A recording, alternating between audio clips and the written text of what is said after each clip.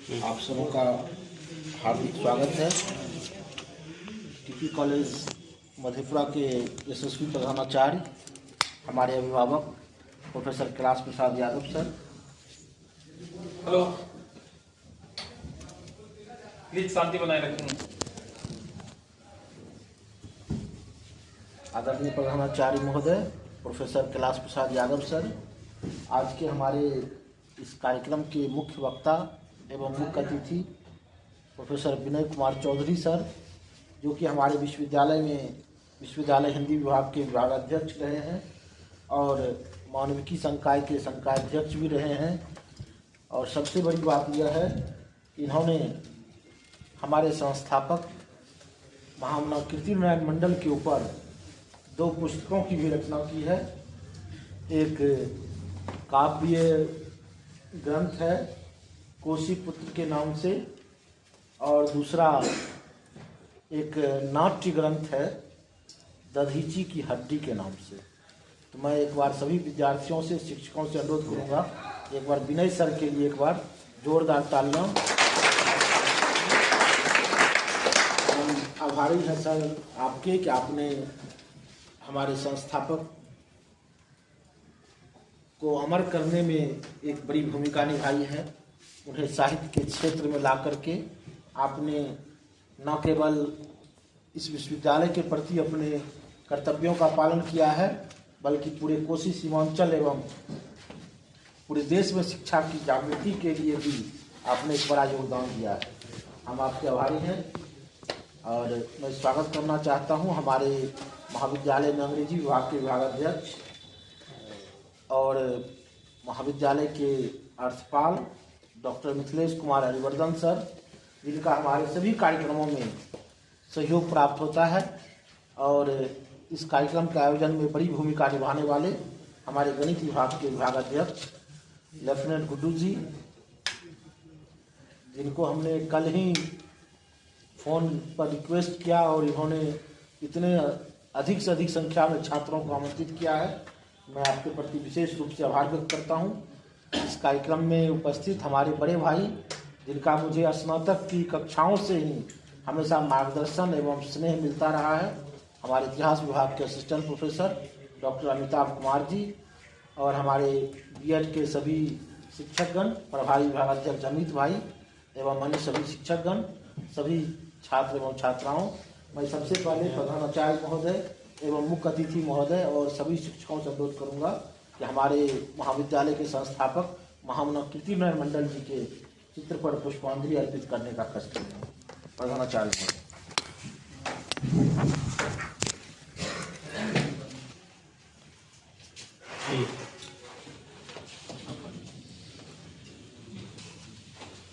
आज हमारा महाविद्यालय जिस ऊंचाई पर है, यह कीर्ति बाबू के त्याग तपस्या का पत्थर, और जिसे अगर हम विनय बाबू कहते हैं दधीची की हड्डी दान करने का काम हमारे कीर्तिनारायण मंडल जी ने किया है।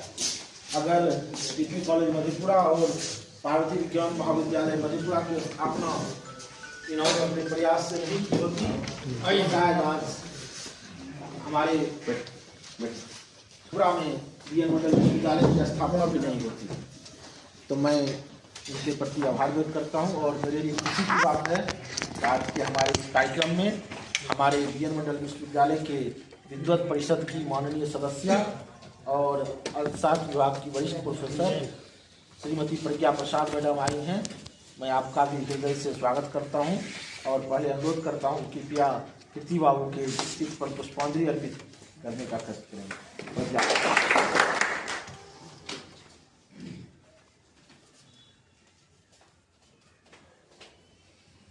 और खास करके मैं सभी विद्यार्थियों से अनुरोध करूंगा, आप लोग जरूर कीर्ति बाबू के बारे में ज़्यादा से ज़्यादा जानकारी प्राप्त करें। और ख़ास करके आपको जब आपने नामांकन लिया होगा तो आपको एक प्रोस्पेक्टस मिला होगा, उसमें 1-2 पेज कीर्ति बाबू के बारे में है। कम से कम उसे ज़रूर आप लोग पढ़ें और उससे प्रेरणा ग्रहण करें कि एक व्यक्ति ने किस तरह से अपने व्यक्तिगत सत्याग्रह के माध्यम से, अपने त्याग एवं तपस्या के माध्यम से इस पूरे क्षेत्र के शैक्षणिक विकास के लिए, इस पूरे क्षेत्र के कायाकल्प के लिए अपना योगदान दिया है। तो मैं कीर्ति बाबू को पुनः स्मरण करते हुए मैं सबसे पहले आज के कार्यक्रम में स्वागत वक्तव्य के लिए एवं विषय प्रवेश के लिए अपने अंग्रेजी विभाग के विभागाध्यक्ष एवं हमारे महाविद्यालय के अर्थपाल डॉक्टर मिथिलेश कुमार हरिवर्धन सर को आमंत्रित करता हूँ। मिथिलेश सर, आप सबों से अनुरोध है, कृपया तालियों से सर का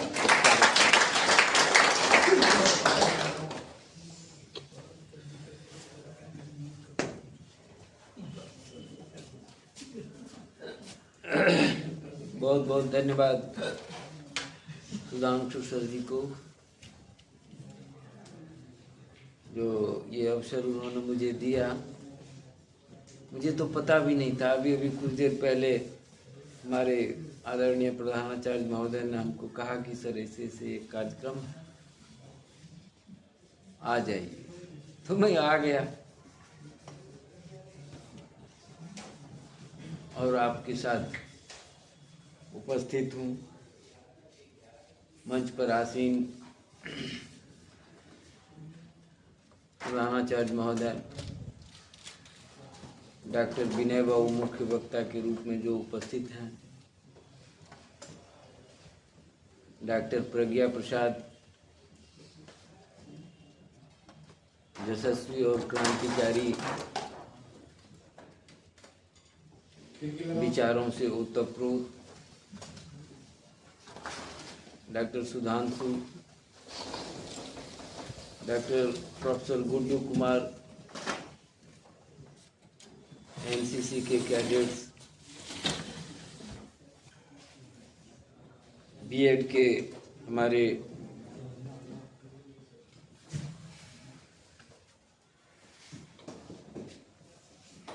यंग एनर्जेटिक सभी शिक्षकगण, छात्र छात्राओं, सुधांशु जी बड़े अच्छे से अभी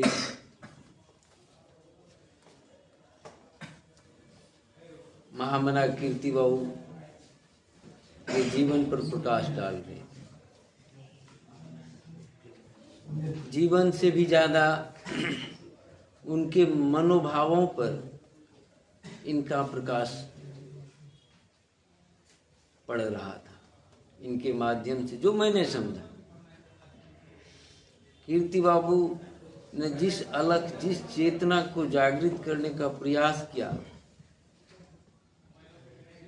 उन चेतनाओं को वाणी देने का काम मुझे लगा कि जो ये सुधांशु जी अभी कर रहे हैं और हम लोग उसमें साझा कर रहे हैं, शिरकत कर रहे हैं। और जब कभी मैं कीर्ति बाबू को देखता हूँ तो बरबस मुझे वह बात याद आती है जो गांधी ने कहा कि जो मेरा जीवन ही मेरा संदेश। उन्होंने सारे कपड़े उतार दिए, आवाम से अपने को जोड़ लिया, रहन सहन, खान पान, वैचारिक स्तर, अब विचारों को जीवन में उतारते हुए संगठन और एक नई दिशा की जो पहल थी उनमें, वह सब कीर्ति बाबू में मैं देखता हूँ। आज पूरी दुनिया में रेस चल रहा है, हम सभी उसमें प्रत्यक्ष और अप्रत्यक्ष पार्टिसिपेंट्स हैं, जीतना भी चाहते हैं, लेकिन इस जीत का रहस्य हमारी मेहनत और हमारी विद्या से जुड़ा हुआ है, एक शैक्षणिक व्यवस्था से जुड़ा हुआ है। यदि सच्चे मन से हम इस शिक्षा को ग्रहण करते हैं और इसमें जो इम्प्लाइड प्रेरणा है वह हमको हमारी जीत दिलाती है। जीत से हमारा तात्पर्य ये है जो केवल नौकरी पा लेना, जीवन जी लेना, सिर्फ इतना में ही सीमित रहने की जरूरत नहीं। सच्ची शिक्षा हमें मुक्त कर देती है। हम में जो इतने सारे दुर्गुण होते हैं, जो कमी होती है, उसको हम अच्छे ढंग से उसके पर ओवर विजय करते हैं, उस पर विजय प्राप्त करते हैं। जब हम वह विजय प्राप्त करते हैं तो उस विजय प्राप्त करने की जो हमारा जो एक प्रयास होता है, हमारी जो उसमें निष्ठा होती है, वह दूसरों को भी प्रभावित करती है, लाभान्वित करती है। तो इन ए सेंस व्यक्तिगत मुक्ति, व्यक्तिगत लाभ जो सामाजिक, सामूहिक, वैश्विक हो जाता है, वह व्यक्ति विशेष पर उसका जो है, उसका स्पेक्ट्रम, उसकी जो है ये परिधि जो है बढ़ती और फैलती चली जाए। तो आज इस सामान्य कस्बे में या हिंदुस्तान की जो लंबाई क्षेत्रफल है, उसके ये सुदूर कोने में भी इस महामना ने जो अलग जगाई, वो चिरस्मरणीय है, अनुकरणीय है। हम सबों को इनको याद करते हुए अपने जीवन में इनकी प्रेरणा को उतारने का प्रयास करना चाहिए। यही इनके लिए सबसे बड़ी श्रद्धांजलि हो सकती है, इनके प्रति सबसे बड़ी ये निष्ठा का समर्पण हो सकता है। और इन्हीं चंद शब्दों के साथ हम चाहेंगे, आपके भविष्य उज्ज्वल की कामना करते हैं और अपनी वाणी को विराम देते हैं। बहुत बहुत धन्यवाद सर। सचमुच कीर्ति बाबू का जीवन हम लोगों के लिए प्रेरणादायी है और हम इनको याद करें और उनके बताए हुए रास्ते पर चलें। उन्होंने जो त्याग किया है उसे विफल नहीं जाने दें और उन्होंने जो एक सपना देखा है कि इस कोसी के इस सुदूरवर्ती इलाके में भी शिक्षा का अलख जगाने का, उस सपने को पूरा करने में हम जितना अपनी क्षमता है उसका सदुपयोग करें। यही उनके प्रति हमारी सच्ची श्रद्धांजलि होगी। और आज का हमारा जो ये कार्यक्रम है, इसको हम लोगों ने व्याख्यान के रूप में दिया है, इसलिए हम लोग पहले अपने मुख्य वक्ता को विस्तार से सुनेंगे, फिर हम लोग उस पर अपने शिक्षकों और हमारे अतिथि मैडम प्रज्ञा मैडम भी आई हुई हैं, उन सबों का वक्तव्य लेंगे और अंत में हमारे प्रधानाचार्य महोदय का अध्यक्षीय भाषण होगा। तो मैं अभी सबसे पहले कीर्ति बाबू के ऊपर विस्तार से प्रकाश डालने के लिए, और आज का विषय हम लोगों ने कीर्ति नारायण मंडल जीवन एवं दर्शन रखा है, क्योंकि जब उन्होंने इतने संस्थानों की स्थापना की है उस कठिन समय में जरूर उनके अंदर कुछ न कुछ एक दर्शन होगा, एक विचार होगा और वो क्या करना चाहते थे और उसको हम लोग समझेंगे आज के हमारे मुख्य वक्ता प्रोफेसर विनय कुमार चौधरी सर से। तो मैं आदर के साथ उन्हें आमंत्रित करना चाहता हूं, प्रोफेसर विनय कुमार चौधरी सर को, और सभी विद्यार्थियों से अनुरोध करूँगा एक बार तालियों से सर का स्वागत करें।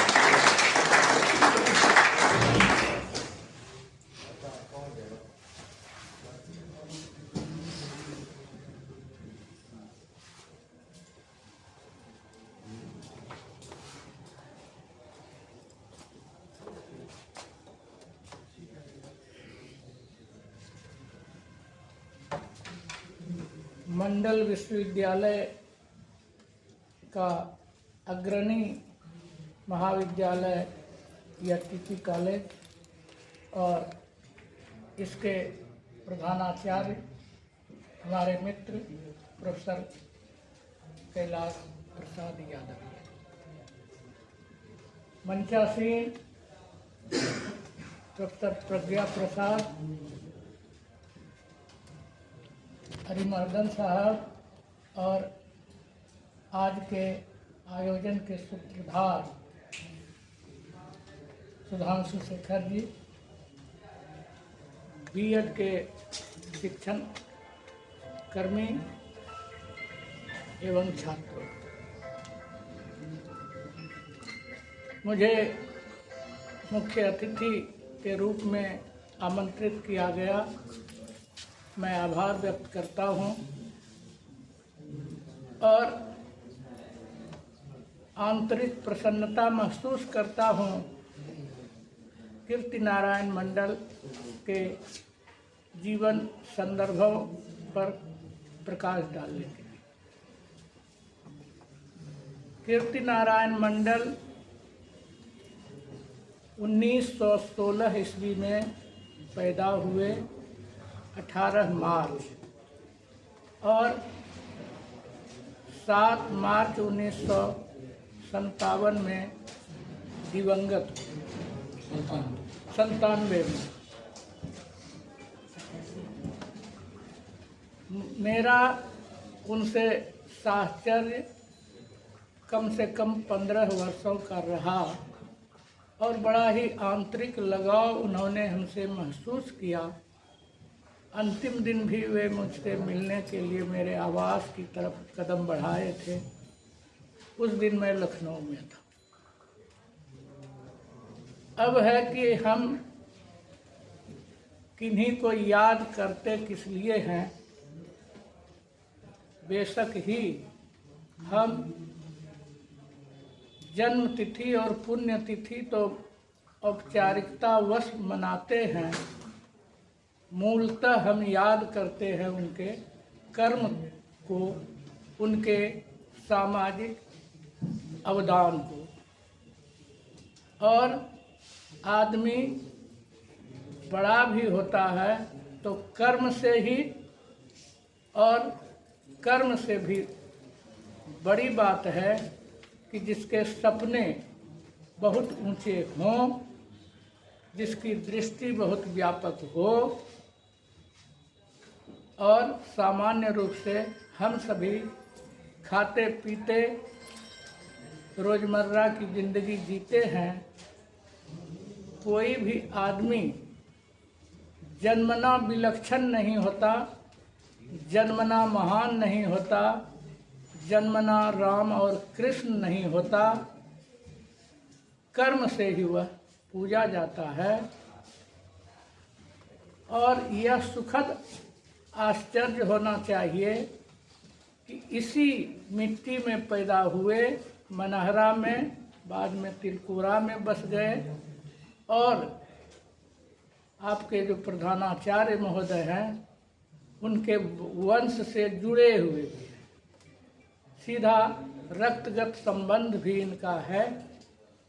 ज़्यादा दायित्व बनता है इन 2 महाविद्यालयों का कि उन पर अच्छे अच्छे आयोजन हों। वह आदमी जिनको हम आज याद कर रहे हैं, वह कभी हमने लिखा था कि कैसे हो विश्वास कि जो हम सबके बीच खड़ा है वही बहुत ही उठा हुआ है, वह अत्यंत बड़ा है।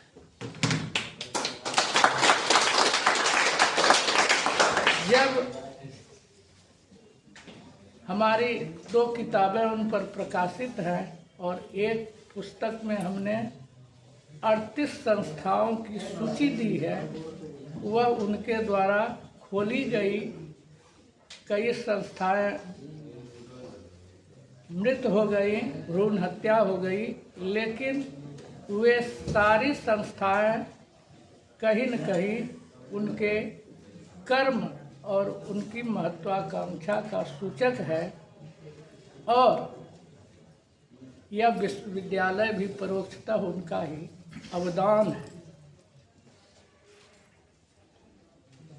थोड़ा सा पीछे ले जाऊं, जब यह देश आज़ाद हुआ उस समय कांग्रेस से अलग होकर प्रजा सोशलिस्ट पार्टी बनी और उसने अनेक प्रतिनिधियों को खड़ा किया 1952 के चुनाव में। और जब चुनाव में उनके उम्मीदवारों की पराजय हुई तो पिछड़े समाज के लोगों ने मंथन करके यह निष्कर्ष निकाला कि हमारी जनता शिक्षित नहीं थी, समझदार नहीं थी, इसलिए हम हार गए।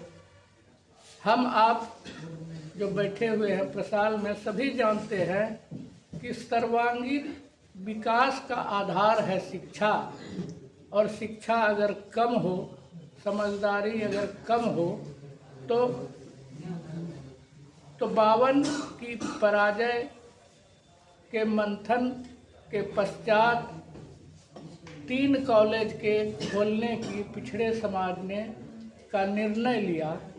52 ईस्वी में ही सहरसा में MLT कॉलेज खुल चुका था।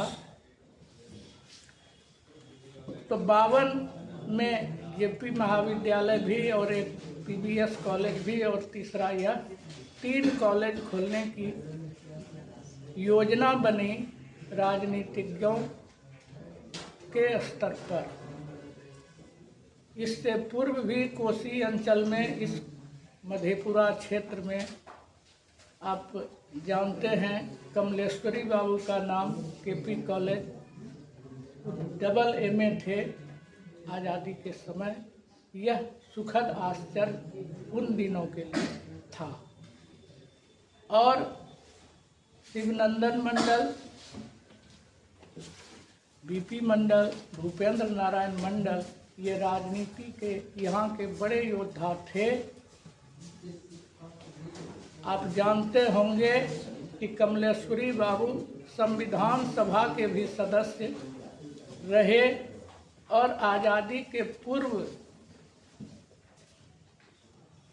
स्वाधीनता सेनानी रासबिहारी मंडल के 2 पुत्र भी MLC रह चुके थे बिहार में आज़ादी से पूर्व। तो राजनीतिक सजग होने के बावजूद यह क्षेत्र पिछड़ा था और शैक्षिक पिछड़ापन लोगों को अखर रहा था, और उसके लिए जो प्रबुद्ध की बैठक हुई उसमें सोचा गया कि एक कॉलेज मधेपुरा में खुले। लेकिन वह बीड़ा उठाएगा कौन, इतना आर्थिक और जमीनी बोझ कौन वहन करेगा। सारे धनाढ्य लोग चुप थे, शांत थे, और ऐसे ही समय जिस प्रकार सूरज डूबने लगा तो उसने कहा रविंद्रनाथ टैगोर की कविता में कि मेरे बाद कौन इस अंधेरे को चीरने का बोझ उठाएगा, तो एक छोटा सा दीपक ही खड़ा हो गया। तो उस समय जबकि कीर्ति नारायण मंडल की कोई बड़ी पहचान नहीं थी, न राजनीति में थे और न शिक्षा में, यह सुखद आश्चर्य होगा कि कीर्ति बाबू 7वीं कक्षा पास थे और 8वीं में पढ़ते पढ़ते उन्होंने पढ़ना छोड़ दिया था। अगर मनोवैज्ञानिक दृष्टि से सोचें तो शिक्षा कांक्षा की क्षतिपूर्ति ही उन्होंने कॉलेज खोलकर की। उन्होंने 51 बीघे जमीन और उस समय के एफिलिएशन मनी, जबकि 2-2.5 रुपये मन की दर से धान और अन्य अनाज मिलता था, उसको पूरा किया। और ऐसे नहीं किया, उनको अपने पिता के भी विरोध, पिता की इच्छा के विरुद्ध ही उन्होंने यह त्याग किया। उन्होंने अनशन किया कि हम यह दान करेंगे, और पिता को हार कर इनकी बात कबूलनी पड़ी और यह कॉलेज अस्तित्व में आया। तो आप सोच सकते हैं कि जिस कीर्ति हमने लिखा है एक जगह, कहा कि कैसे हो विश्वास की जो हम सबके बीच खड़ा है, वही बहुत ही उठा हुआ है, वह अत्यंत बड़ा है।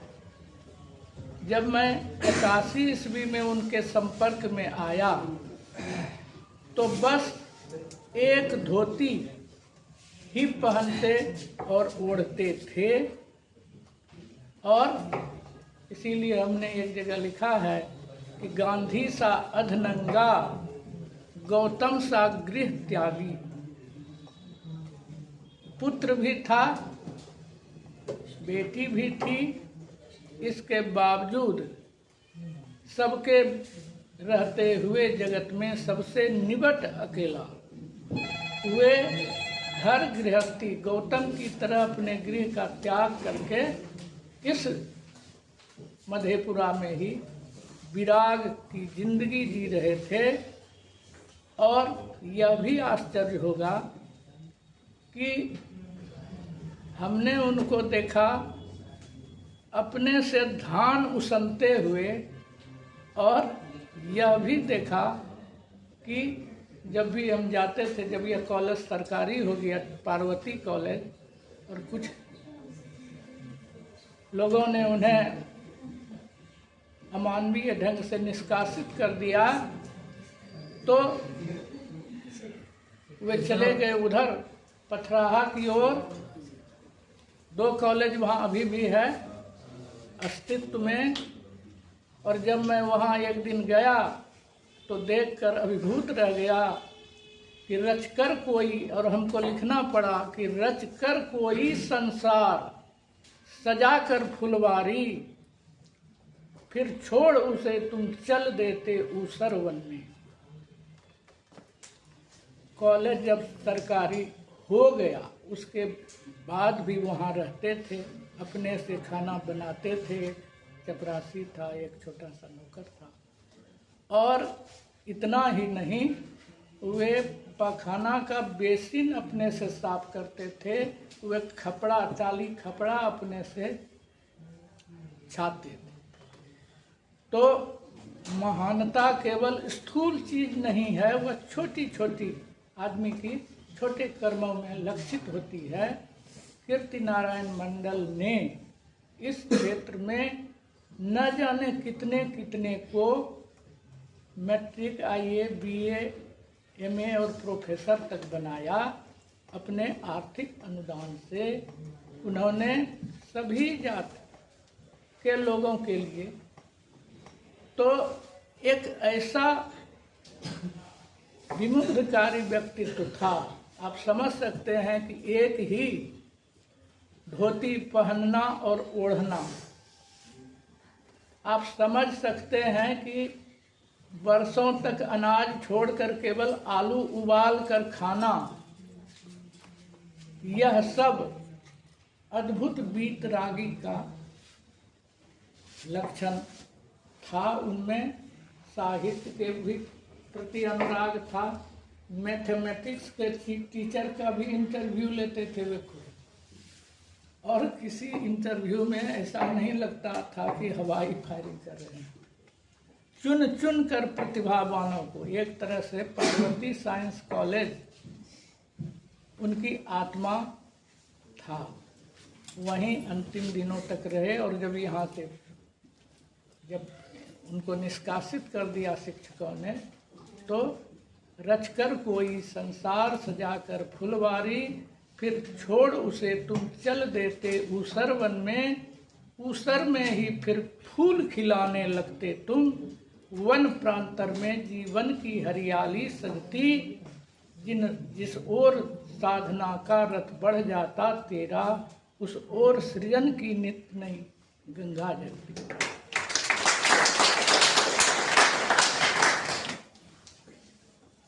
53 ईस्वी में यह कॉलेज खुला। 78 में 2 कॉलेज की उन्होंने स्थापना की, जिसमें पार्वती साइंस कॉलेज सभी जानते हैं, यह उनके पिताजी के नाम से और वह माताजी के नाम।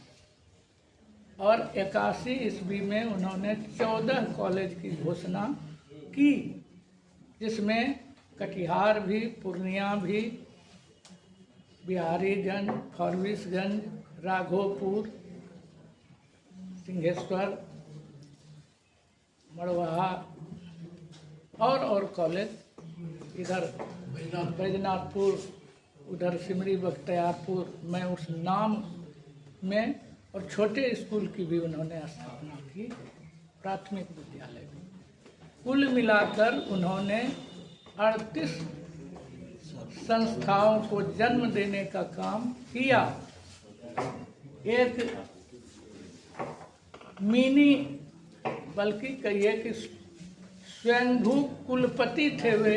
एक ट्रंक था जिसमें सभी कॉलेजों का उन्होंने रजिस्टर रखा था और सभी विषयों की बहाली। मरने के समय विलक्षण मान लीजिएगा, तब हम वह प्रेरणा नहीं पाते। राम और कृष्ण को भी अगर हम अवतारी पुरुष मान लेंगे तब लगेगा कि वे तो विलक्षण थे, लेकिन जब किसी को हम एक साधारण आदमी मानकर तब देखते हैं कि अपनी साधारणता से कितनी ऊंचाई पर पहुंचे, तब लगता है कि वह प्रेरक भी, और वह लगता है कि हम भी ऐसा बन सकते हैं, हम भी ऐसा बने। शिक्षा के क्षेत्र में कोई उपलब्धि नहीं थी उनकी। शादी हो गई अल्प उम्र में। उनके एक चाचा जी पहले भी सत्संगी किस्म के थे और घर छोड़ चुके थे। ये भी शादी के बाद भाग खड़े हो गए, अयोध्या, बनारस, जगह जगह भटक कर। वहाँ भी लगा कि धार्मिक स्थलों पर भी कितनी और कितनी कहिए कि अमानुषिक कृत्य होते हैं, तो फिर वे लौट आए। वैराग्य उनको काम में नहीं लगा। फिर एक शिवनंदन मंडल जो उस समय पटने में थे, मंत्री थे, इन्होंने एक छोटी सी नौकरी की भी ख्वाहिश जाहिर की और सोचा कि कहीं हमको नौकरी भी लग जाए। तो उन्होंने भी उनको कहा कि नहीं, यह सब क्या, नौकरी में तुम्हारी शिक्षा भी कम है और फिर आप वहाँ कॉलेज खुल रहा है, उसको योगदान कीजिए। तो कहने का मतलब यह है कि कीर्ति बाबू, हमने लिखा है कि ऊपर से यह जीवन कितना सीधा सपाट, हम आप जो हैं भी कभी कीर्ति बाबू को अपने से अलग और विलक्षण नहीं मान सकते हैं, लेकिन उनके भीतर जो सपना था, उनके भीतर जो कर्म की दृढ़ता थी, उसने उनको, आप समझ सकते हैं कि जो उतना कम पढ़ा लिखा आदमी, और यहाँ आज हम महावीर बाबू का नाम लेते हैं, पार्वती कॉलेज में भी 6 से अधिक शिक्षकों ने अलग अलग कॉलेज खोला। तो यह सब भी परोक्षतः उन्हीं का अवदान है। जिस प्रकार नकारात्मक दृष्टि से हम रक्त बीज कहते हैं कि वह देवताओं द्वारा मारने पर फिर पैदा हो जाता था, जितनी बूंद गिरती थी, तो उनकी बूंद बूंद से परोक्ष रूप से बहुत सारे रक्त बीज शिक्षा के प्रयोक्ता पैदा हुए। पार्वती साइंस में एक समय में 3-3 विधायक हुए।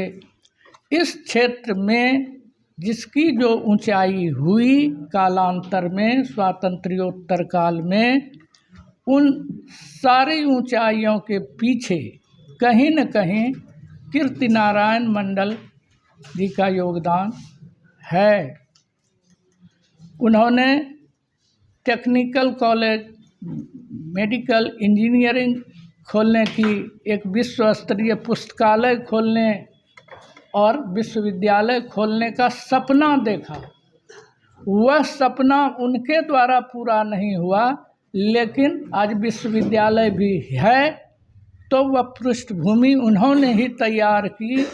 इतने अधिक कॉलेज, इतने अधिक पढ़े लिखे और ऊंचाई प्राप्त लोग हुए कि स्वतः सहरसा में घोषित होने के बावजूद मधेपुरा में विश्वविद्यालय स्थापित हुआ। तो कीर्ति नारायण मंडल जी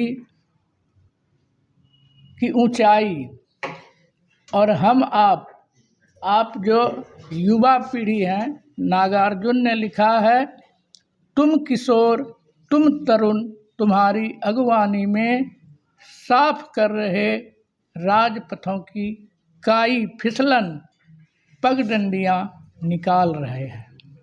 तो कहीं न कहीं आप लोगों के लिए ही उन्होंने यह ज़मीन तैयार की कि आप एनसीसी के हैं, आप बीएड के हैं, हम डीन के पद से रिटायर हुए और 45 पुस्तकों को लिखा कि डिलीट हमने डिग्री ली।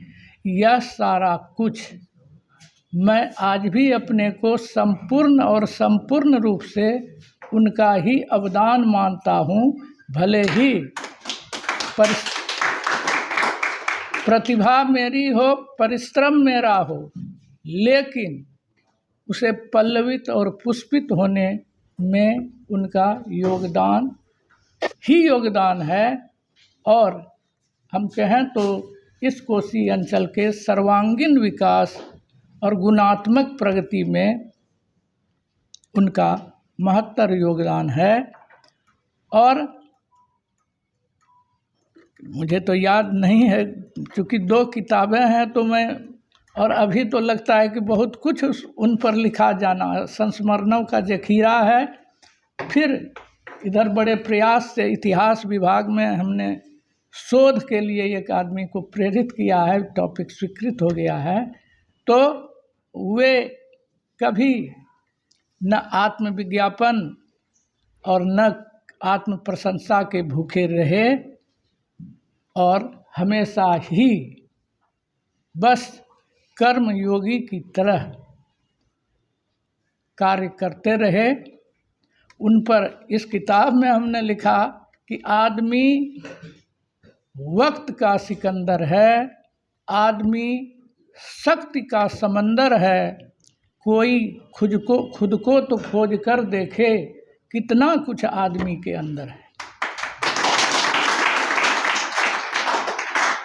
जो आदमी घर बसाने में भी बहुत रुचि नहीं ले रहा था, जो आदमी गृहस्थी छोड़कर वैराग्य के लिए भाग खड़ा हुआ, और वही आदमी एक अटल चट्टान की तरह, हिमालय की तरह शिक्षा के से पूरे अंचल की गरीबी और कोढ़ को दूर करने के लिए कितना सक्रिय रहा। तो कहीं कहीं हम, चूँकि हम भाषण कुशल भी नहीं हैं और कविता में जीने वाले हैं, कहीं कहीं उनकी पंक्ति कि जब जो आया किया हमेशा बस अपनी ही टेक, वे अपने धुन के पक्के थे। उनके भतीजे ने भी उन पर केस किया, और माने पारिवारिक जीवन तो उनको बहुत सुखद नहीं, क्योंकि परिवार की जिम्मेदारी उन्होंने ढंग से निभाई नहीं। तो केस वगैरह से भी अंतिम चरण में बहुत से लोग उन्हें धमकाने आते थे। अंतिम समय में उन्हें जेल यात्रा भी करनी पड़ी, कॉलेज के लिए ही, स्वार्थ के लिए नहीं। तो ऐसा नहीं है कि कीर्ति बाबू के लिए एक खुला मैदान था जिसमें अकेले दौड़ लगा जाएं और श्रेष्ठ बन जाएं, ऐसा नहीं था। ढेर सारी प्रतिकूलताएं, ढेर सारे अवरोधक तत्व पग पग पर आए। लोग मारने के लिए धमकाते थे और अपनी बहुत सी व्यथा कथा हमको शेयर करते थे, हमको सुनाते थे। और वही हमने कहा कि पखाना भी स्वयं साफ करते थे कॉलेज सरकारी हो जाने के बाद भी। तो जब जो आया किया हमेशा बस अपनी ही टेक, डिगा नहीं पाता कोई भी इनकी निर्णय रेख। आत्म प्रचार भावना से हटकर करते हर काम, नहीं कभी मांगा जन से सुकृति का एक छदाम। इन्हें जरूरत नहीं कार की, नहीं चाहिए यान, पैदल ही प्रारंभ किया करते समस्त अभियान। 2 दर्जन से अधिक शिक्षणालय को किया प्रसूत, कहीं प्रेरणा कहीं समर्पण, संपत्ति कहीं प्रभुत। और इसीलिए हमने लिखा, हम लोग मानते हैं हिंदू धर्म में राम और कृष्ण अवतरित हुए, भय प्रकट कृपाला। तो अवतरणवाद जो है वह सिद्ध करता है कि कोई विलक्षण जब जब हो ही धर्म की हानि, वे अवतरित हो जाते हैं। यह हुई धार्मिक मान्यता। लेकिन कीर्तिबाबू के प्रति हमने लिखा कि हुआ नहीं देवावतरण, बस होता है आरोहण। दूसरी दृष्टि है, एक तो हुआ अवतारवाद और दूसरी दृष्टि है आरोहणवाद। यह मिट्टी का पुतला ही अपने कर्म के बदौलत ऊंचा उठता है। तो हमने लिखा है कि हुआ नहीं देवावतरण, बस होता है आरोहण, और मिट्टी का पुतला ही एक दिन पाता है जगवंदन। यह मिट्टी का पुतला, यह आम आदमी, यह अल्प शिक्षित, यह राजनीति से कोई रुचि नहीं रखने वाला, यह आदमी जो घर गृहस्थी से कटा हुआ, लेकिन एक जुनून, शिक्षा संस्थान खोलने का एक नशा, कोई भी असाधारण काम करते हैं। सामान्यतः हम अपनी सुख सुविधाओं और अपनी व्यक्तिगत उपलब्धियों में जीते हैं, लेकिन कोई होता है कि वह सार्वजनिक हित में जीता है। अर्पित हो मेरा मनुज काय, बहुजन हिताय बहुजन सुखाय। तो कीर्तिबाबू ऐसे ही आदमी थे जिनको परिवार से भी विरोध झेलना पड़ा, जिसको बहाल किया उससे भी विरोध झेलना पड़ा। जितने संस्थान खोले, बहुत से संस्थानों के लोग बागी हो गए, गद्दार हो गए। उन्होंने निश्चलतापूर्वक सारे विष को पीते हुए उन्होंने इस मुकाम को, आज हम विश्वविद्यालय अपने बगल में देखते हैं, छात्रों की छोटी सी शिकायत तुरंत कुलपति के पास पहुंच जाते हैं। न यहाँ विश्वविद्यालय होता, न कीर्तिबाबू होते, न विश्वविद्यालय होता, न आपके लिए कुलपति इतने सहज सुलभ होते। अंतिम दौर की एक छोटी सी कविता हम सुनाते हैं।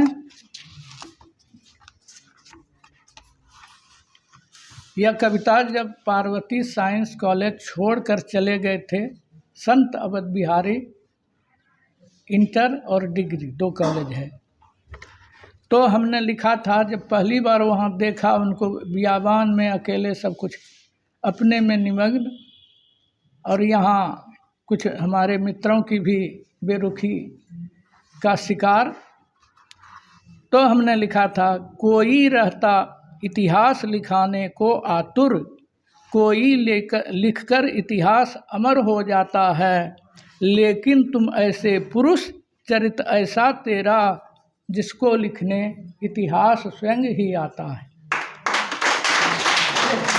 कभी उन्होंने, हमने जो गुप्त ढंग से उनको कहा कि हम आप पर कुछ लिख रहे हैं, तो कभी हमने उनको दिखाया पढ़ाया नहीं कि आप खुश होते हैं कि नाराज होते हैं। स्वतः अंतः प्रेरणा से हमने उन पर लिखा, और लिखा तो ढहते जीवन मूल्यों के इस जर्जर युग में मानवता को इंसान नजर नहीं आता है। आज हम गला काट, दुश्मनी, स्वार्थ से जी रहे हैं। इसमें मानवता हमारे भीतर की लगभग मृतप्राय हो चुकी है। लेकिन जब पड़ती दृष्टि तुम्हारे आनन पर, सहसा उसको भगवान नजर आ जाता है।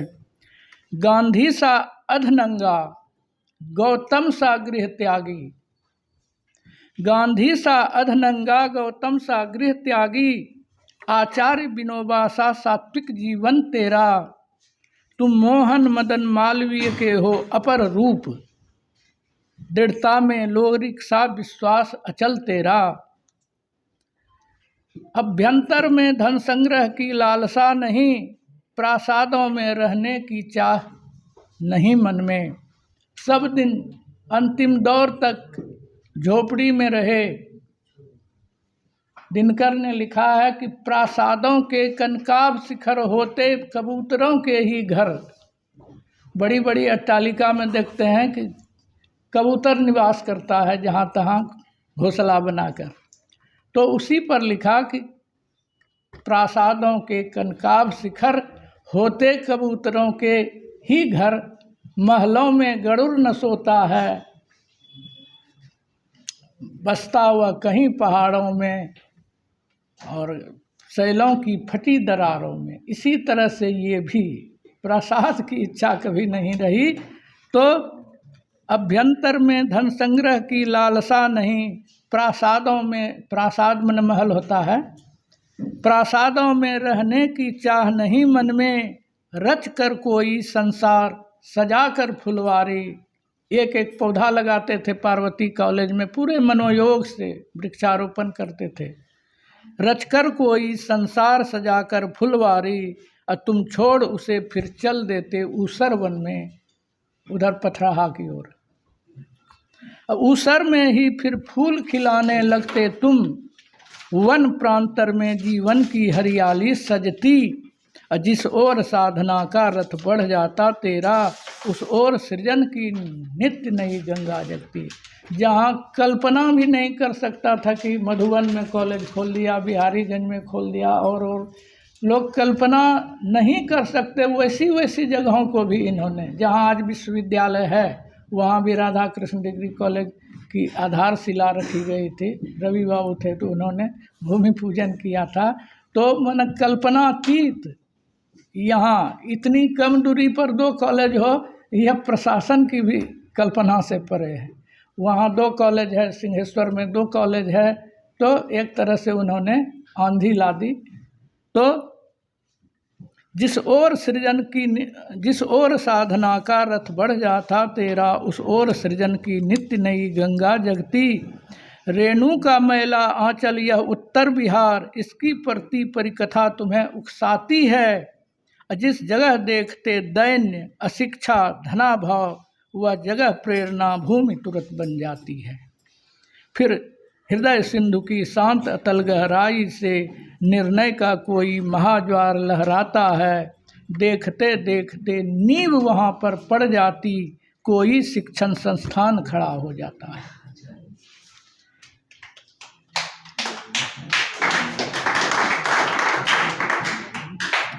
कोसी का चिर संचित अभिशाप पाप उसका, धो रहे ज्ञान गंगा की निर्मल धारा से। चिर वंचित अवहेलित को देकर उचित मान, कर रहे उसे बाहर बेकारी कारा से। दिनकर की तमहर किरणें भी जब सो जाती, भूतल पर गाढ़ा अंधकार छा जाता है। तब तुम सा ही मानवता का सेवक कोई, झट आगे बढ़कर ज्ञान प्रदीप जलाता है।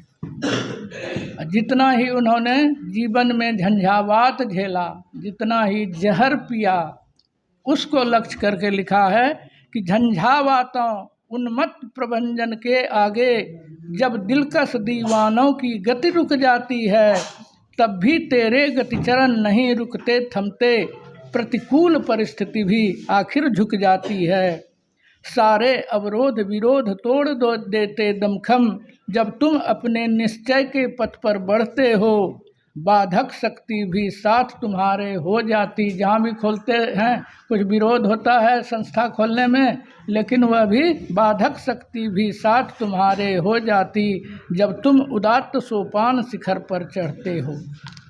तुम राम नहीं लेकिन रामत्व निहित तुझमें, शिव नहीं किंतु शिव कर्म तुम्हारा जीवन है। नर होकर भी नारायण सी क्षमता तुझमें, बहुजन हिताय तेरा संपूर्ण समर्पण है।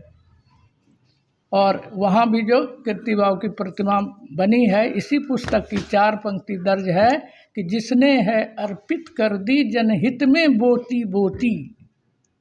जिसने है अर्पित कर दी जनहित में बोती बोती, रखी नहीं बचा कर भी अपने भविष्य की रोटी।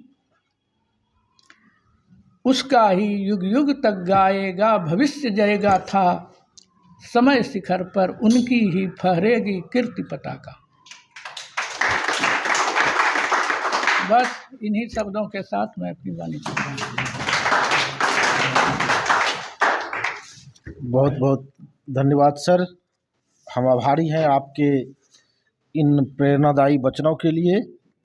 और ख़ासकर जब आप अपनी कविताएं सुना रहे थे तो मुझे बरबस दिनकर की रचना बापू याद आ रही थी।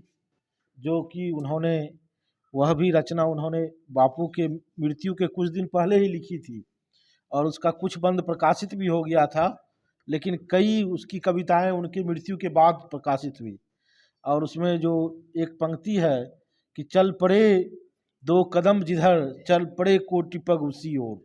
तो उसी तरह जो आपने लिखा है बिल्कुल सही लिखा है कि जिस ओर साधना का रथ बढ़ जाता तेरा, उस ओर सृजन की नित्य नई गंगा बहती। तो बहुत बहुत आभारी हैं आपके इस रचना के लिए भी खास करके, और विशेष रूप से कि आज आपने हमें समय दिया। कल बहुत विलंब से करीब 5 साढ़े 5 बजे हमने टेलीफोन पर आपसे सहमति प्राप्त की, आपको टेलीफोन किया और आपने सहज रूप से हमारे आमंत्रण को स्वीकार किया। यह आपका कीर्ति बाबू के प्रति जो विशेष लगाव है उसको दर्शाता है कि आपने अपनी सारी व्यस्तताओं को छोड़कर हमारे इस कार्यक्रम में समय दिया है। हम आपके बहुत ही आभारी हैं और सभी विद्यार्थियों से अनुरोध करते हैं एक बार सर के लिए जोरदार तालियों से सर का स्वागत करेंगे और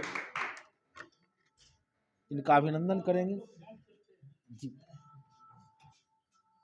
तो सर के प्रति हम आभारी हैं और निश्चित रूप से आपका योगदान अविस्मरणीय रहेगा और कीर्ति बाबू की जब जब भी हम लोग चर्चा करेंगे आपको भी हम कभी नहीं भूल सकते हैं। तो और जैसा कि मैंने कहा कि हमारे विनय सर ने हमारे आमंत्रण को सहज ही स्वीकार कर लिया, उसी तरह से हमारे बीच आज श्रीमती प्रज्ञा मैडम आई हुई हैं जिन्हें मैं संजोग से फ़ोन भी नहीं कर पाया हूं। इसके बावजूद हमारे प्रिंसिपल साहब से बात हुई होगी या कीर्ति बाबू का प्रति उनका जो लगाव है और ख़ास करके यहाँ के जितने भी महापुरुष हैं उन सबों के प्रति और विशेष रूप से शैक्षणिक विकास कैसे हो बी.एन. मंडल विश्वविद्यालय में उसके प्रति जो उनका लगाव है, आज वो हमारे बीच आई हैं। हमारे विश्वविद्यालय में विद्वत परिषद, जो मैं विद्यार्थियों के लिए बताना चाहता हूँ कि कोई भी एकेडमिक निर्णय जो होता है विश्वविद्यालय का उसकी सर्वोच्च संस्था है विद्वत परिषद। उसी के माध्यम से भी जो आप लोग CBCS पढ़ रहे हैं उसका सिलेबस क्या होगा, कुछ भी जो भी शैक्षणिक के बारे में जो निर्णय होता है वो विद्वत परिषद से ही पारित होता है। उसकी सम्मानित सदस्य हैं, निर्वाचित सदस्य हैं और हमारे अर्थशास्त्र विभाग की वरिष्ठ प्राध्यापक हैं। तो मैं मैडम को आमंत्रित करना चाहता हूँ, आदर के साथ आप आएँ और अपनी बात रखें। श्रीमती प्रज्ञा मैडम।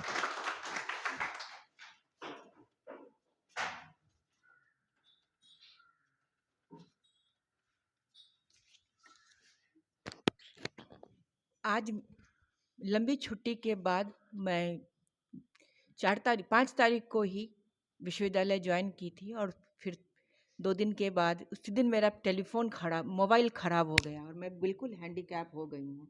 सारा संपर्क छूट गया है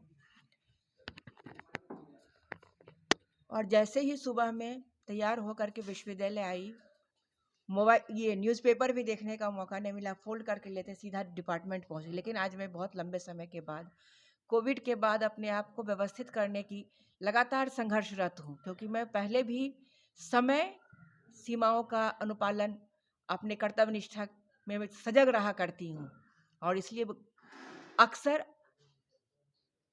सबों का या कहूँ, क्योंकि वर्क प्लेस में सब तरह के हमारे सहकर्मी होते हैं, किन्हीं से लगाव होता है, किन्हीं से नहीं होता है और ये स्वीकार्य है, इसमें कहीं से कोई की बातें नहीं हैं। तो जैसे ही पहुंची, पेपर का पन्ना पलटा, देखा हिंदुस्तान में, याद भी नहीं है कि हिंदुस्तान है या प्रभात खबर, उसमें 3rd पेज पे मिला कि आज टीपी कॉलेज में कीर्ति बाबू की जीवन और दर्शन पर एक कार्यक्रम है। तो दीपक जी से कहा कि मेरा क्लास हो गया है, मैं अभी जा रही हूँ और सर से, क्योंकि मोबाइल नहीं था तो किसी से संपर्क भी नहीं हो सकता था, तो सीधा पहुँची और कॉलेज गई, प्रिंसिपल चैम्बर में गई तो मालूम हुआ कि नहीं, मीटिंग तो शुरू हो गई है। तो थोड़ा अफसोस हुआ कि मैं यहाँ पे देर हो गई, लेकिन जैसे ही यहाँ पहुँची तो सुधांशु जी ने आमंत्रण दिया, बैठने के लिए कहा।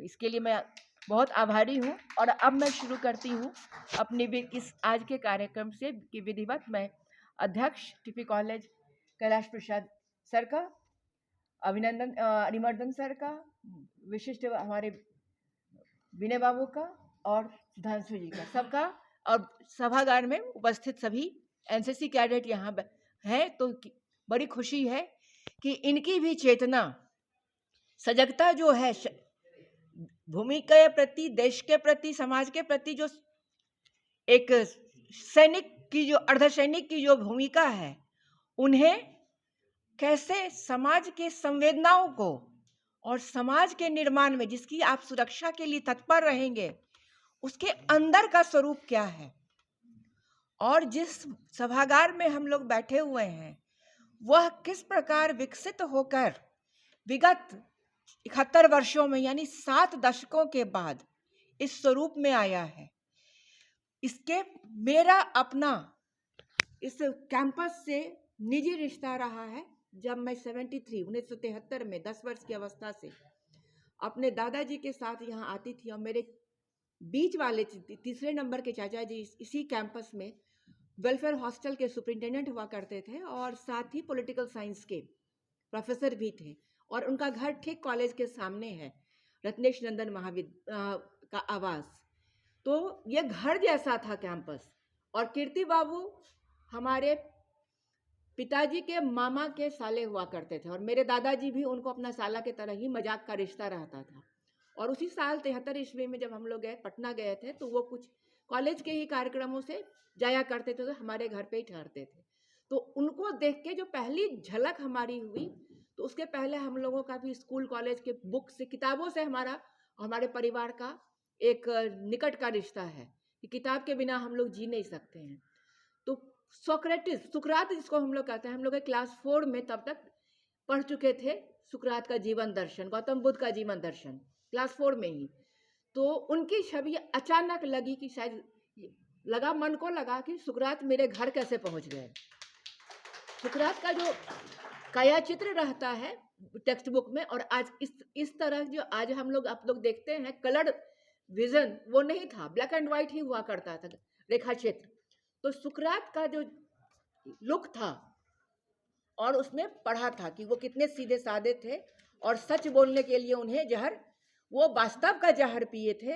और कीर्ति बाबू के जैसा कि हमारे अभी सर विनय बाबू ने कहा कि उन्हें जीवन पर्यंत इस क्षेत्र के आधुनिकता की आधारशिला जो शिक्षा है, और साथ साथ जो एक विकृत मानसिकता है, उसे भी मैं साथ ही जोड़ूंगी, हुआ है नौकरी के प्रति ललक। हम शिक्षित सिर्फ क्या नौकरी के लिए होंगे, तो यह एक दुखद पहलू है, दुखद सामाजिक दृष्टिकोण है। तो और मैं इसी शब्द के साथ यह भी जोड़ूंगी कि 1953 के बाद जितना भी सरकारी सेवक हुए हैं ग्रेजुएशन मैट और इंटर के बाद, साथ में वो सैलरी इनकम, इंटर पास करने के बाद सैलरी इनकम और वो डिग्री, ग्रेजुएशन की डिग्री, अगर किसी के प्रति किसी का योगदान है पूरे कोशी क्षेत्र में 70 वर्षों से, तो वह एकमात्र आधार जाएगा, किनके खाते में वह यश कीर्ति जाएगी, वह मात्र और एकमात्र है श्री कीर्ति नारायण मंडल। और इनके साथ जो सर ने भी शेयर किया, हम लोगों से साझा किया अपना अनुभव कि वो रखते थे चॉकलेट। तो हम लोगों ने जब बचपन में थे तो वो अन्न नहीं खाते थे, और इकट्ठा दूध पे भी रहते थे, और ड्राई फ्रूट्स रहता था। तो उनका जो एक धोती का एक पल्ला में कुछ ड्राई फ्रूट्स बंधा हुआ रहता था। तो हम बच्चों को, खास करके हम में उतनी उत्सुकता किसी चीज़ के प्रति नहीं होती थी, लेकिन मेरा छोटा भाई हमसे 5 साल छोटा है, तो उसको बहुत उत्सुकता होती थी कि हम लोग उनको सभी कोई महात्मा जी कहते थे, दादाजी भी नहीं कहते थे। हमारे सामने वाले जो कज़न हैं वो लोग उनको दादाजी कहते थे, लेकिन हम लोग महात्मा, मेरे पिताजी उनको महात्मा कहते थे, महात्मा जी, तो हम लोग महात्मा जी के नाम से ही महात्मा दादाजी कभी कभी कह देते थे। तो उसकी इच्छा रहती थी कि वो अपने मुट्ठी में से जितना बार वो तो अन्न खाते नहीं थे, तो वो काजू और किशमिश पे उसकी निगाहें रहती थी, और जाकर के जब भी कभी होती थी 1-2 बार मिला तो बाद में कहते थे, देखो ना महात्मा जी सिर्फ अकेले खाते हैं, हमको नहीं देते हैं। कुछ उसकी इस तरह से जिज्ञासा होती थी। तो और बाद में फिर 75 ईस्वी में आए, कॉलेज का जब लंबा काम हुआ करता था, जब कॉन्स्टिट्यूएंट्स होने की प्रक्रिया थी, तो उस वक्त मेरे पिताजी इस कॉलेज के ये थे, अध्यक्ष थे गवर्निंग बॉडी के। तो सारा काम हुआ, आना जाना लगा रहा, फिर नज़दीकी संबंधी थे तो हुआ। और अंतिम बार मुझे उनका दर्शन हुआ जब मेरी शादी 1991 में हुई, तो होली के दिन वो मेरे घर पे आए थे और मुझे याद है सबों के बीच मुझे 1000 रुपये देते हुए आशीर्वाद दिया था और उम्मीद की थी कि, और बहुत अच्छे से कहा था कि दाय तू बढ़िया से पढ़ैया तू पढ़ल छ बढ़िया से। तो मुझे नहीं मालूम था कि मुझे उस क्षण नहीं मालूम था कि मुझे यहाँ आना पड़ेगा, जो अगर जिसे मैं कुछ अपना कह सकूँ पूरे दुनिया भर में। तो चूँकि मेरा जन्म 1963 में यहीं हुआ था, और मैं एक छोटा सा उदाहरण निजी देती हूँ कि जब मुझे बनस्थली में जॉब लंबे इंतज़ार के बाद 88 में मैंने MA किया था, 1989 में मैंने नेट पास किया था, और बिहार में जो आज भी सभी युवा इंतज़ार करते रहते हैं नौकरी के लिए, तो ये नौकरी का इंतज़ार उसकी ऊर्जा, उत्साह और उत्पादकता को इस तरह जलाती है कि यह बहुत कठिन विषय हो जाता है और बहुत ही दुखद है। और हम युवाओं को फिर से कहेंगे कि डिग्री हमेशा अपनी ऊर्जा को बरकरार रखने के लिए कीजिए। और आज के इस तकनीकी प्रधान देश में, काल में, देश नहीं पूरी दुनिया एक हो चुकी है। आप घर बैठे भी अगर अपने समय और संसाधन का नियोजन कीर्ति बाबू के तरह अपने ही जन्मभूमि, अपने ही क्षेत्र को, अविकसित क्षेत्र को सिंचित करने के लिए, विकसित करने के लिए करेंगे, तो शायद आप भी एक दिन अपनों के द्वारा 27 वर्ष जाने के बाद भी भूले नहीं जाएंगे किसी को। तो एक छोटा सा अनुरोध है आप सबों से कि अपनी मिट्टी को कभी नहीं अपने पैर को अपनी मिट्टी से अलग ना होने दें। जो भी कितनी भी ऊंचाई पे जाएं, चाहे वो नासा का रॉकेट ही हो या कुछ स्पेस टेक्नोलॉजी ही हो, सबको लौट के ज़मीन पे आना पड़ता है। और जो अपनी ज़मीन छोड़ता है वह भटकता है। तो हमें भटकना नहीं है, शिक्षा प्राप्त करनी है। तो शिक्षित होकर के अगर कोई इस सदी में या स्वतंत्रता उत्तर मधेपुरा में अगर कोई भी एक मानदंड है, तो वह मात्र और मात्र कीर्ति नारायण मंडल है। तो बस मेरा इतना ही कहना है। और दूसरा कहना है कि सर ने जो बताया कि अपमान और प्रतिकूलता का घूंट, तो मुझे भी अपने 27 वर्षों के कार्यकाल में इसका अनुभव हुआ। और इससे पता चला कि जब हमने शिक्षण संस्थानों को राजनीति का अड्डा बनाया, तो अपनी दुष्कृतियों को उन लोगों ने जिन्होंने राजनीति का केंद्र बनाया, विश्वविद्यालय को हो या महाविद्यालय का हो, मूर्ति लगाने की परंपरा रखी। विश्वविद्यालय तो जीवंत है, श्मशानालय नहीं है। तो विश्वविद्यालय की संपत्ति, विश्वविद्यालय की जो ये भूमि, वह विद्या का मंदिर है, वह जीवंत है। और जब सच्चा योगदानकर्ता को कोई भूलता नहीं है, वो कहाँ जीवित होते हैं, उन्हें मूर्ति लगाने की आवश्यकता नहीं होती है। जो उनके कीर्तियों को मिटाना चाहते हैं, तो इतिहास के पन्ने 60 वर्षों के इतिहास के फाइल से हटा देना चाहते हैं। लेकिन सत्य तो आकाश संग्रहण करता है, शब्द का संग्रहण आकाश में होता है और मनुष्य की चेतना में होता है, वह प्रकट हो ही जाता है। इसलिए एक सच्चे साधक को, एक सच्चे समाज सेवी को, एक सच्चे नेतृत्वकर्ता को किसी भी मूर्ति की आवश्यकता नहीं होती है। वह स्वयं कभी न कभी किसी एक ऐसे सच्चे कदरदान उसको मिल जाते हैं, जैसे कि प्रोफेसर राजप्रीत श्रीवास्तव के आने के बाद पार्वती कॉलेज में उन्होंने पहचाना और उनकी पहली मूर्ति लगवाई। तो अपने लिए, अपने घर के बच्चों को उसकी चिंता नहीं है। जो अपने बच्चों के लिए चिंता करते हैं, अपने पद का दुरुपयोग करते हैं, उनके बच्चे को चिंता होती है कि अपने बाबूजी का मूर्ति कैसे लगाएं। लेकिन जो सच्चे हृदय से, लेकिन कुछ कमी कर देते हैं, अपने बच्चों को दुखी कर देते हैं। तो बुद्ध ने भी किया था। तो सर ने कहा बुद्ध के तरह परिवार के प्रति थोड़ी कमी की थी, तो वो भी दंश झेलना पड़ता है। और एक स्त्री होने के नाते मैं कहूँगी कि एक गृहस्थ को संतुलन तो रखना ही चाहिए। बस इन्हीं शब्दों के साथ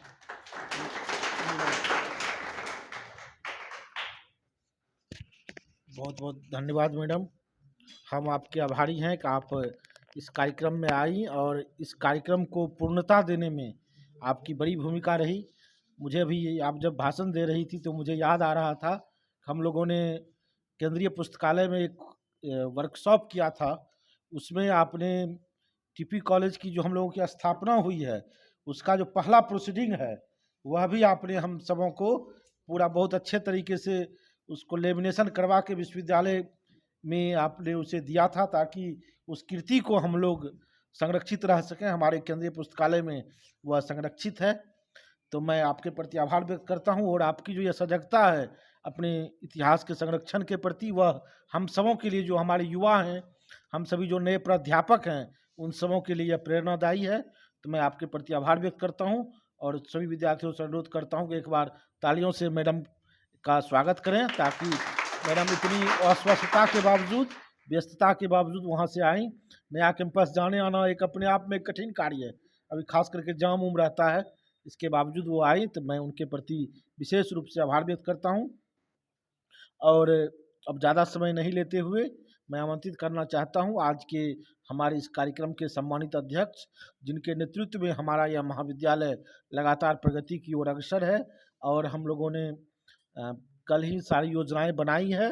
आने वाले दिनों में 18 मार्च को भी हम लोग एक अच्छा आयोजन कीर्ति बाबू के संदर्भ में करेंगे।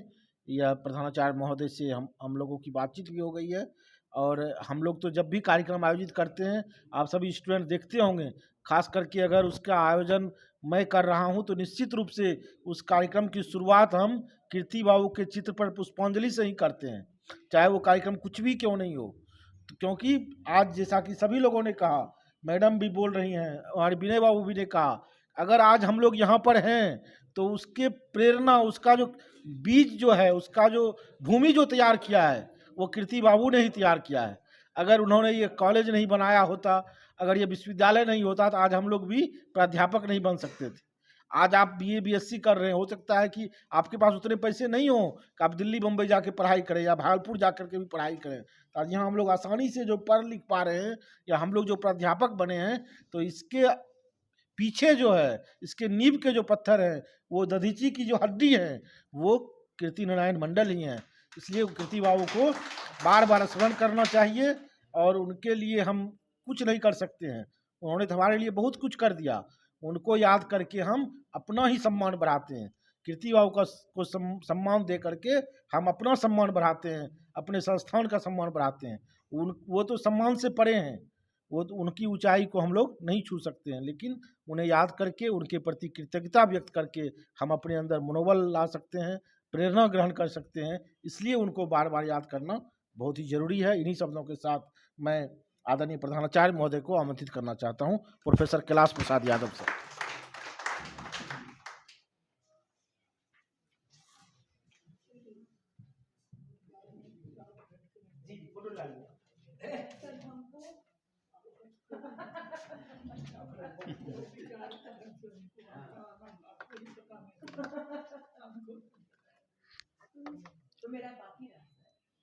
ठाकुर प्रसाद महाविद्यालय के स्मार्ट क्लास में आयोजित व्याख्यान माला के अवसर पर उपस्थित मंचासीन हमारे बीच मुख्य वक्ता विनय बाबू, जिनको आपने बड़ी लगनता और सहजता से सुना, हमारे बीच उपस्थित महाविद्यालय के वरिष्ठ professor doctor Mithilesh Kumar Arimardan sir, हमारे बीच उपस्थित डॉक्टर सुधांशु शेखर, जो दर्शन शास्त्र के विभाग अध्यक्ष भी हैं और विश्वविद्यालय में भी कई गतिविधियों में हैं। हमारे बीच उपस्थित गुड्डू जी, लेफ्टिनेंट गुड्डू कुमार, हमारे बीच उपस्थित शिक्षा शास्त्र विभाग के शिक्षक, छात्र एवं छात्राएं। आज व्याख्यान माला के अवसर पर, हालांकि हम लोग 7 तारीख को जयंती मना चुके थे, लेकिन विमर्श हुआ सुधांशु जी से कि एक व्याख्यान माला भी सर इस अवसर पर होनी चाहिए, ताकि यह संदेश जो कीर्ति नारायण मंडल जी के संस्मरण में है, यह बच्चों के बीच जाना चाहिए। अभी मुख्य वक्ता के रूप में प्रोफेसर डॉक्टर विनय कुमार चौधरी जी, जो बहुत ही अच्छा संबंध उनका था कीर्ति बाबू से, क्योंकि वे जब पार्वती विज्ञान महाविद्यालय खुली थी उस समय से वे संपर्क में आए और बहुत नज़दीक से उनको जानने और पहचानने का प्रयास आज तक वो कर रहे हैं।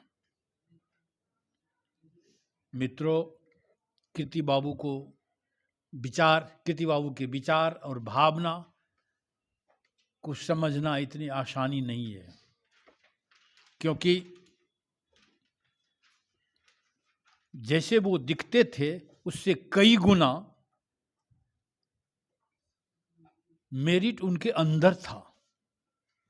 अभी मैं किसी प्रसंग को दोहराना नहीं चाहूँगा, एक प्रसंग को मैं सिर्फ लेता हूँ कि वे गांधी के तरह वस्त्र पहनते थे, एक धोती पहनते थे और एक धोती उसी धोती को कंधा में लपेट लेते थे। बहुत जाड़े का जब समय होता था एक चादर ओढ़ते थे या कम्बल ओढ़ते थे। इसके पीछे की राज मैं आज बता देना चाहता हूँ, क्योंकि विनय बाबू आपको पहले ही बता चुके हैं कि मेरा संबंध उनसे एक ब्लड रिलेशन के रूप में है।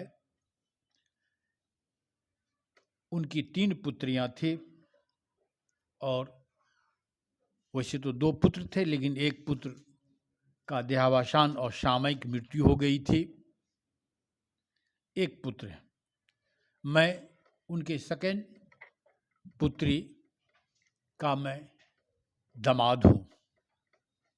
मेरी शादी भी कीर्ति बाबू ही करवाए थे। एक दिन कॉलेज चौक पर एक होटल था, वहाँ हम अपने सहपाठी के साथ घूम रहे थे। हमको वो बचपन से जानते थे, पहचानते थे, और अचानक आए और मेरे कंधा पर हाथ दिए और कहते हैं कि जो चलिए तो कॉलेज आप।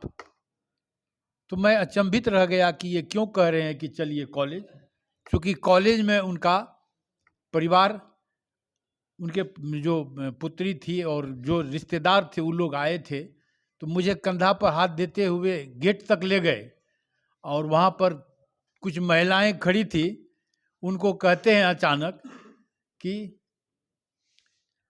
तोड़ा के देखो कि ये लड़का निक छो। तो मैं वहाँ अचंभित हो गया कि ये क्या बोल गए। मुझे थोड़ी लज्जा हुई और मैं वहाँ से, मुझे तब छोड़ दिए, मैं चला गया।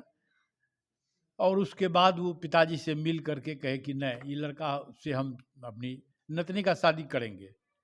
पिताजी इनकार नहीं किए और हो गई। चूँकि मेरे पिताजी इसी महाविद्यालय में उन्हीं के द्वारा नियुक्त, यह कॉलेज 1953 में खुला था और 54 में मेरे पिताजी की नियुक्ति वही किए थे सचिव के रूप में। और इस कॉलेज में इतनी तल्लीनता और संलग्नता के साथ पिताजी उनके साथ रहते थे कि वो कहते थे कि मेरा दाहिना हाथ है। एक आर चांद थे जो संस्थापक प्राचार्य थे और ये थे। आज भी मैं दस्तावेज सब निकाल करके देखता हूँ जमीन का, तो जमीन में मैक्सिमम जमीन में दस्तावेज में शनाखत जनार्दन प्रसाद यादव हैं आज भी। तो मैं बचपन से इनको जानता था, इनकी कृति को मानता था। पिताजी के द्वारा छोटी छोटी कहानी सुनाया करते थे। और जब मेरी शादी हुई तो उसके बाद मेरी सासू माँ मुझे बहुत गंभीर और बड़े बड़े ऐसे कहानी सुनाए जिसकी व्याख्या मैं नहीं कर सकता हूँ, अभी सिर्फ एक करता हूँ मैं कि वे कपड़ा क्यों छोड़ दिए थे पहनना।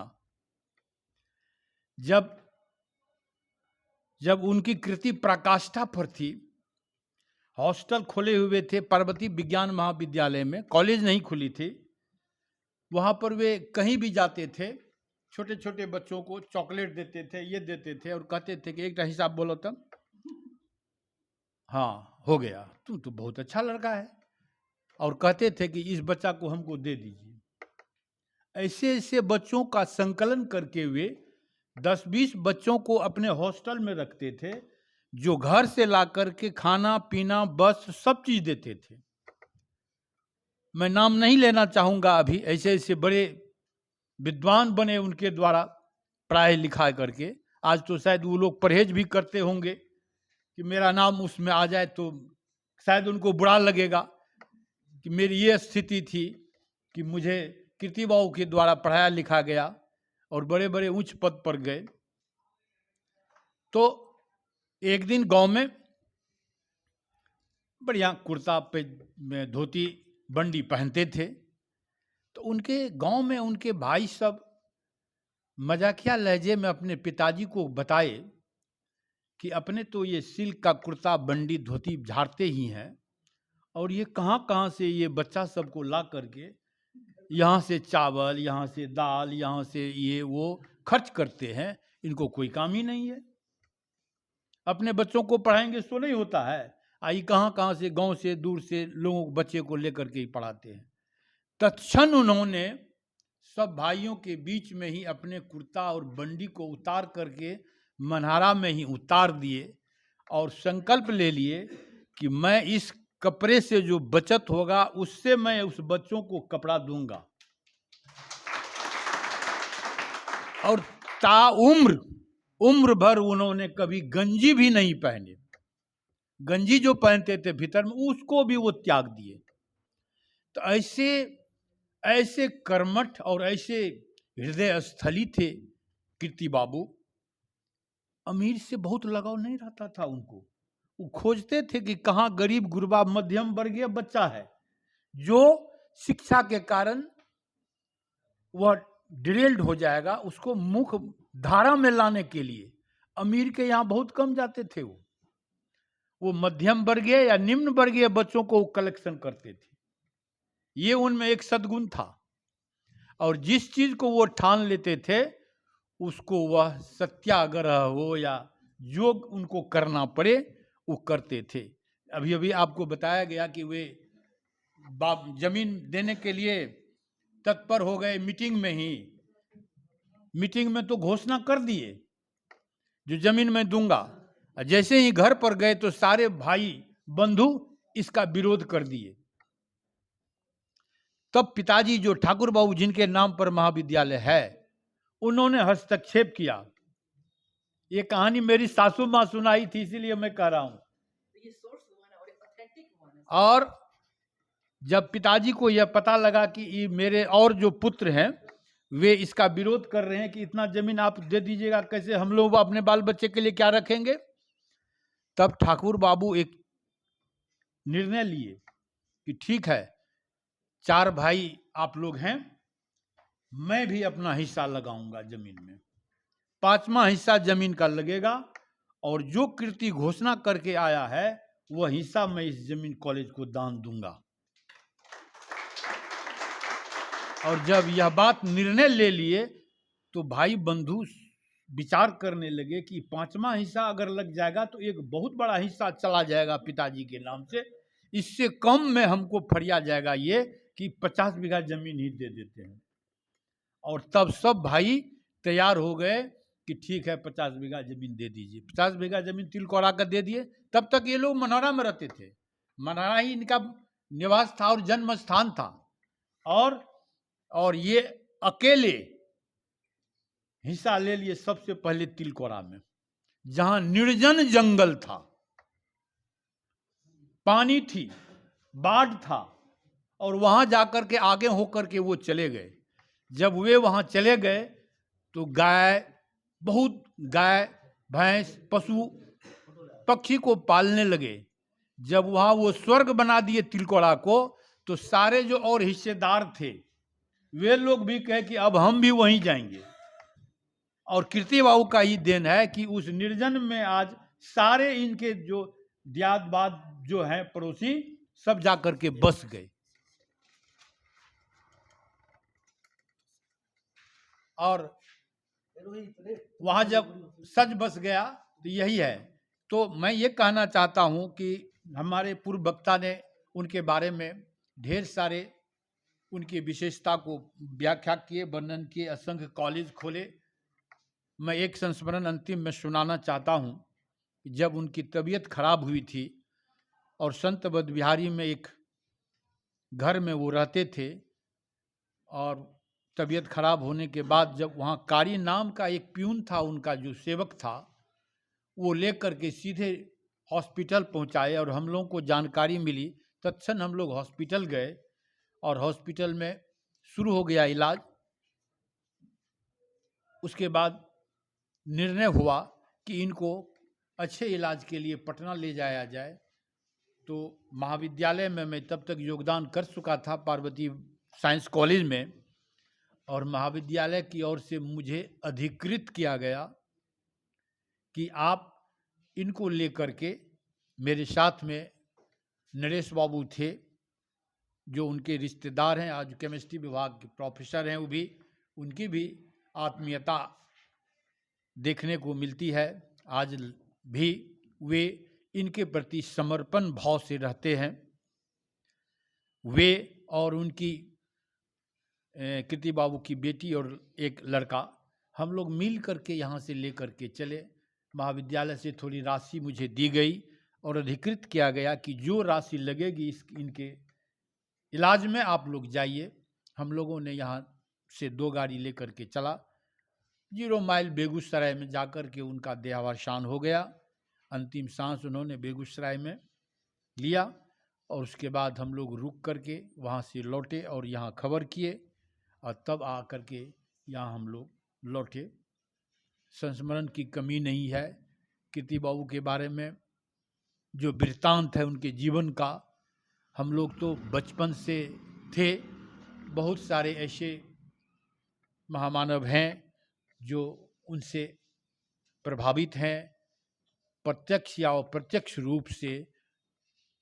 मधेपुरा के या नहीं कहिए कोसी के सारे परिवार उनसे किसी न किसी रूप से उपकृत हैं। उनका ही उपकार है, उनका ही उपकार है कि आज मैं इस जगह हूँ। और बहुत सारे मेरे जैसे मेरे सौभागी सपाठी इस बिंदु पर पहुँच पाए हैं। आज विश्वविद्यालय है, मेडिकल कॉलेज है, इंजीनियरिंग कॉलेज है, और भी न जाने शैक्षणिक रूप से जितने विकसित हुए हैं, यह टीपी कॉलेज मधेपुरा में खुलने की वजह से ही हुआ है। अगर सिर्फ सहरसा कॉलेज खुल करके रह जाता तो मुझे नहीं लगता है कि जितने मध्यम वर्गीय और गरीब तबके के बच्चे आज आईए बीए एमए करके, एमए पीएचडी करके डॉक्टर इंजीनियर बहुत सारे पदों को सुशोभित कर रहे हैं, वो कर पाते।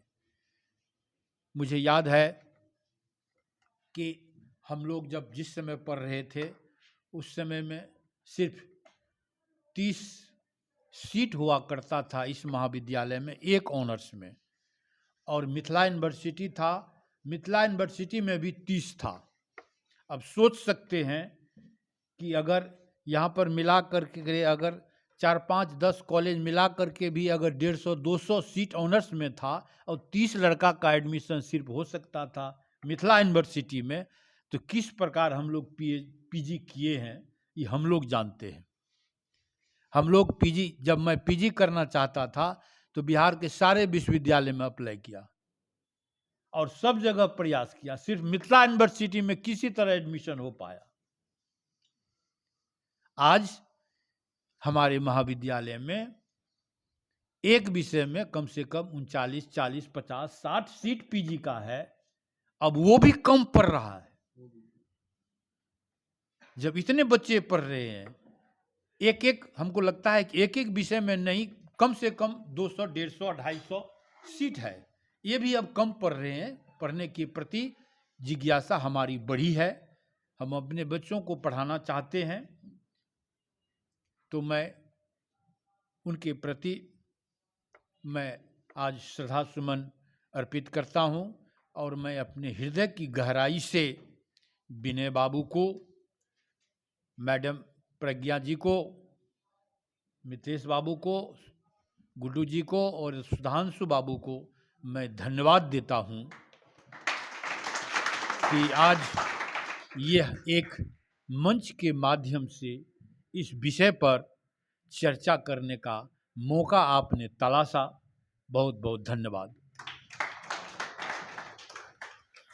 बहुत बहुत धन्यवाद सर, आपने विस्तार पूर्वक हमारे महाविद्यालय के संस्थापक कीर्ति बाबू के बारे में हम सबों को बताया और निश्चित रूप से कीर्ति बाबू की यश, कीर्ति एवं ख्याति युगों युगों तक हमारे जेहन में रहेगी और वे अमर हैं, हमेशा अमर रहेंगे।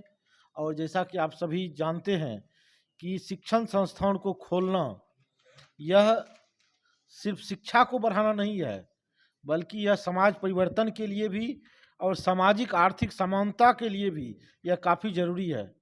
तो कीर्ति बाबू ने जो शिक्षण संस्थानों की रचना की, यही सबसे बड़ा औजार है सामाजिक न्याय लाने का, और यही है राष्ट्र निर्माण का भी सबसे बड़ा कर्तव्य काम है। क्योंकि जब तक आम आदमी तक शिक्षा नहीं पहुंचेगी तब तक समाज में परिवर्तन भी नहीं हो पाएगा। हमारे प्रधानाचार्य महोदय बता रहे थे आपको कि कितनी मुश्किल थी, उसको उन्होंने आसान किया और इस सुदूर क्षेत्र में उन्होंने महाविद्यालय की स्थापना की है। हमें गर्व है कि हम इस महाविद्यालय में कार्यरत हैं, जिसके साथ कीर्ति बाबू का नाम जुड़ा हुआ है। और आज के इस कार्यक्रम के आयोजन में मुझे जिनका सबसे अधिक सहयोग मिला है, और मुझे जो भी मन होता है, जब कभी भी मन होता है, मात्र 12 घंटे 24 घंटे के नोटिस पर मैं कोई भी आयोजन, बड़ा से बड़ा आयोजन कर लेता हूं। और मैं मैडम को खास करके बताना चाहता हूं कि मैडम अभी करीब 150 बच्चे हमारे दूसरे गैलरी में बैठे हुए हैं, उनको मैं बाद में सुनाऊंगा अभी संवाद से। बैठने का यह जगह ही नहीं था। अभी एक शपथ था हम लोग का लोकतंत्र मतदान वाला, उसमें सभी लोग था, लेकिन चूंकि यहाँ जगह की कमी है इस हॉल में संजोग से, तो हम लोगों ने उस सबको बीएड का जो हमारा पुराना गैलरी है उसमें अभी बिठा दिया है। तो इतने बच्चे रात में शाम में मैसेज करके जो आज हमारे बीच आ सके हैं, तो इसका सारा श्रेय हमारे छोटे भाई और इस महाविद्यालय में गणित विभाग के विभागाध्यक्ष लेफ्टिनेंट गुड्डू जी को जाता है। इसलिए मैं बच्चों से अनुरोध करूंगा कि एक बार गुड्डू जी के लिए जोरदार तालियों से उनका स्वागत करेंगे। और मैं इस कार्यक्रम का पूरा श्रेय भी उन्हें देना चाहता हूं और आज के इस कार्यक्रम में धन्यवाद ज्ञापन के लिए उन्हें स्वसम्मान आमंत्रित करता हूं। लेफ्टिनेंट गुड्डू जी।